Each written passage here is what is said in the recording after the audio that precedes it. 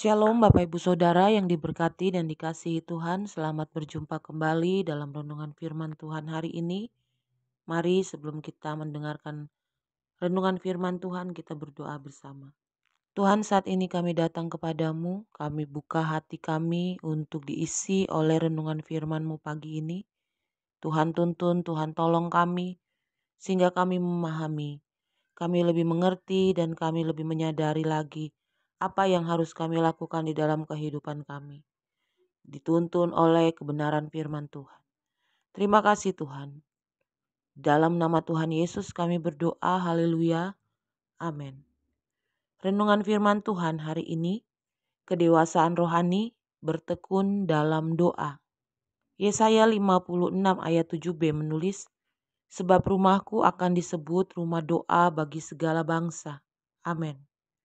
Bapak Ibu Saudara yang dikasihi Tuhan, Daud senantiasa mencintai firman Tuhan yang ditulis di dalam firman-Nya. Betapa ku cintai Tauratmu, aku merenungkannya sepanjang hari. Mazmur 119 ayat 97. Karena hidup tanpa firman Tuhan seperti hidup di dalam kegelapan yang pekat. Sungguh, firman-Mu itu pelita bagi kakiku dan terang bagi jalanku. Mazmur 119 ayat 105.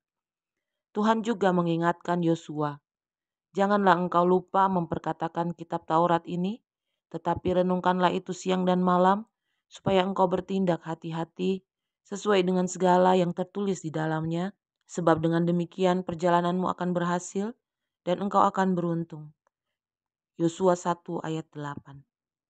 Sudah seharusnya kita memiliki komitmen untuk menjadi pelaku firman, supaya kita disebut berbahagia oleh setiap perbuatan yang kita lakukan sebagai bentuk ketaatan kepada Tuhan. Firman-Nya menulis, tetapi barang siapa meneliti hukum yang sempurna, yaitu hukum yang memerdekakan orang dan ia bertekun di dalamnya, jadi bukan hanya mendengar untuk melakukannya, tetapi sungguh-sungguh melakukannya. Ia akan berbahagia oleh perbuatannya. Yakobus 1 ayat 25. Bapak Ibu Saudara yang dikasihi Tuhan, komitmen hidup taat merupakan perekat hubungan kita dengan Tuhan. Sebab jika kita tidak ada tekad untuk melakukan firman Tuhan secara terus-menerus, di dalam waktu yang singkat iman kita akan goyah dan kerohanian kita akan merosot. Komitmen inilah yang makin mendewasakan kita di dalam iman sehingga kita semakin hari semakin berkenan di mata Tuhan. Selain itu kita harus bertekun dalam doa.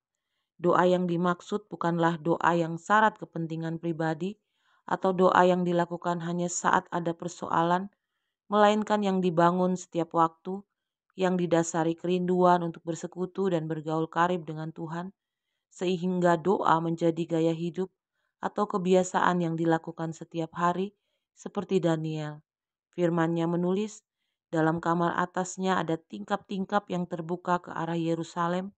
3 kali sehari ia berlutut berdoa serta memuji Allahnya seperti yang biasa dilakukannya. Daniel 6 ayat 11 menulis.